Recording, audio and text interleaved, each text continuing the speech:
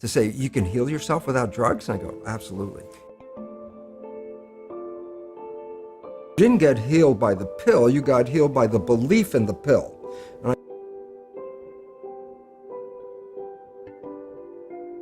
And it took about 20 years before science owned what I was talking about and gave it the name epigenetics. That's the new science. Okay, which is the belief that through your behavior you can kind of alter your genetics, pass those on.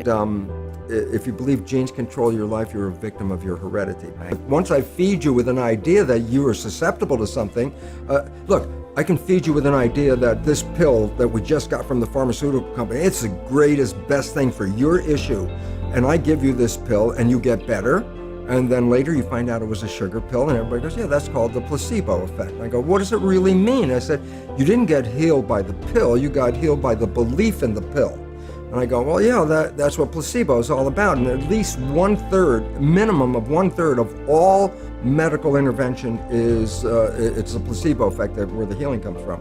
Everybody goes, yeah, I know about the placebo. I go, yeah, but that's a result of positive thinking. What about negative thinking?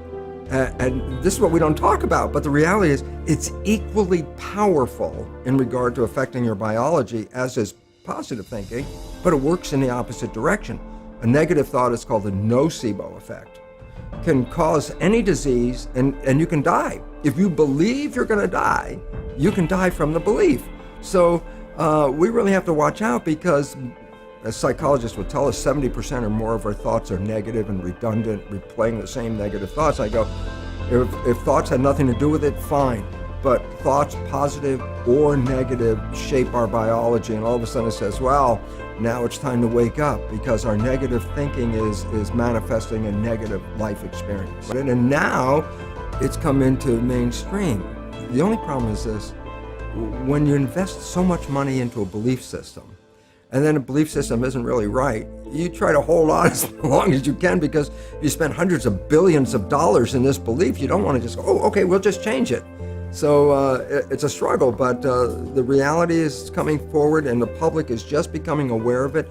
And it's a revolution because, as I said, if you believe genes control your life, you're a victim of your heredity. Right. So you got about 7 major diseases, only one gene. If you got that gene and the gene card shows it, okay, you got that gene, you're gonna deal with it.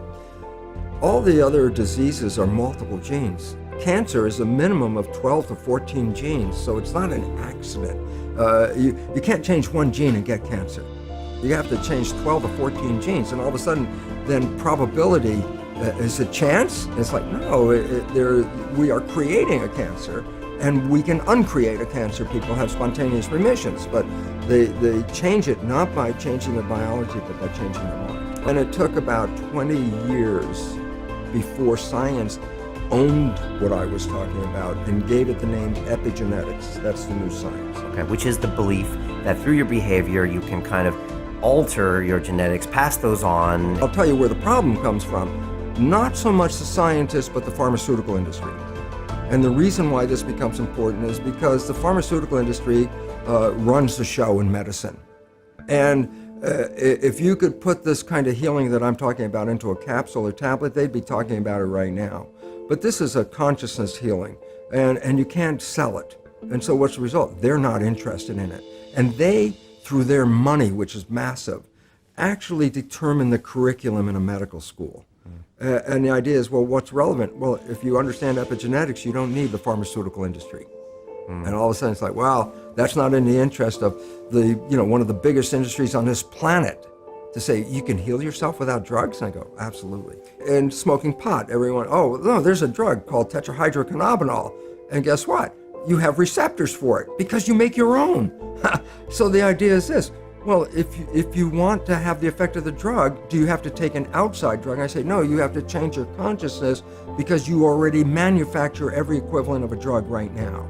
And the idea is, if you're not manufacturing it, then that means your consciousness is not supporting you in your health. And it's really an adjustment of consciousness, not an adjustment of your biology. So it's a mindset shift that we don't need the solution in a pill, that we're not victims, that it's not a fatalist, way of looking at life, that your future is predetermined.